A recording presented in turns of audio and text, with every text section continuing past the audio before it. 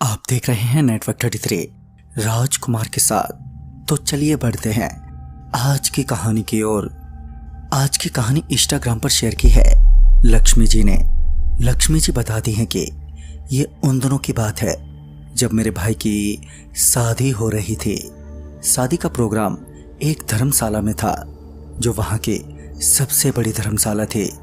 धर्मशाला के ऊपर 2 माले थे और नीचे बेसमेंट, यानी कि उस धर्मशाला में 2 शादियों का प्रोग्राम आराम से हो जाता। खैर अभी शादी में जो फेरे लिए जाते हैं उसमें अभी काफी वक्त था, तो मैं और मेरे संग साथी हम सभी काफी बोर होने लगे थे। मैं एक कुर्सी पर बैठी अपनी उंगलियों को ही चटका रही थी कि तभी मेरा छोटा भाई मेरे पास आकर बोला, दीदी चलो ऊपर फ्लोर पर चलते हैं ना।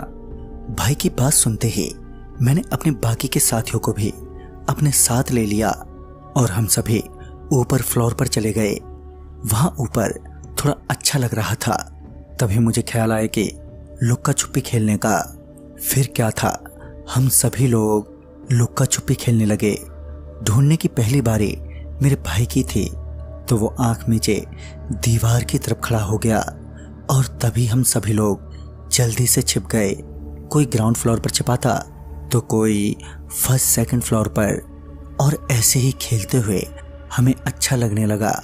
फिर जब मेरी बारी आई तो सभी लोग अपनी अपनी जगह पर जाकर छिप गए।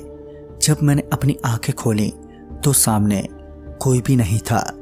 मैं बारी बारी से सभी को ढूंढने लगी और कुछ देर बाद तकरीबन सभी को मैं ढूंढ ही चुकी थी, सिवाय 2 लोगों के जिनको ढूंढते हुए मैं ग्राउंड फ्लोर तक पहुंच गई।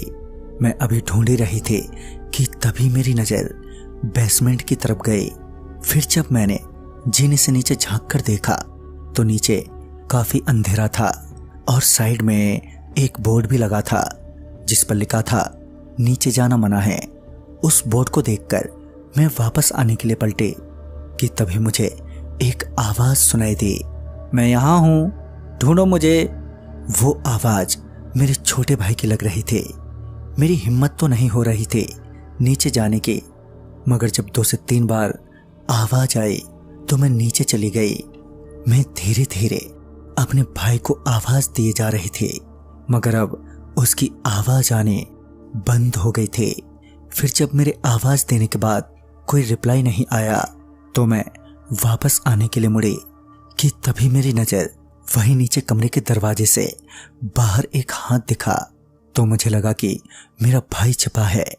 फिर मैं उसे पकड़ने के लिए दबे पांव धीरे धीरे आगे बढ़ने लगी और फिर जब मैंने उसका हाथ पकड़कर उसे धप कहा तो मेरी चीख निकल गई और चीखते हुए वहीं नीचे गिर पड़े। मैं जमीन पर बुरी तरह फड़फड़ा रही थी और सिर्फ चीखे जा रही थी। दरअसल मेरे सामने मेरा भाई नहीं बल्कि कोई अजीब सी औरत थी जो देखने में डरावनी लग रही थी। वो मुझे कुछ कर तो नहीं रही थी, मगर उसकी लाल सुर्ख आंखें और खुले बालों ने मुझे बहुत ज्यादा डरा दिया था। अभी वो मेरे सामने खड़ी ही थी कि मेरी चीख पुकार सुनकर सभी लोग आ गए। उन सभी के आते ही वो चुड़ैल मेरी आंखों से ओझल हो गई और मैं बस घबराते हुए जल्दी से उठकर सीधे ऊपर आई।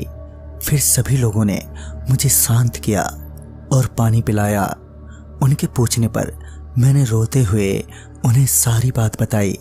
तभी मेरे भाई ने मुझसे कहा, मैं तो ऊपर था, तुम्हारा ही वेट कर रहा था। खैर मुझे घर वालों ने बहुत डांटा और कहा कि बोर्ड पर लिखा हुआ है ना, फिर क्यों गई थी। फिर मैंने सॉरी कहा और फिर शादी खत्म होने के बाद हम अपने घर लौट आए। पर वो औरत कौन थी ये तो मालूम नहीं, पर हाँ वो बहुत ही डरावनी थी।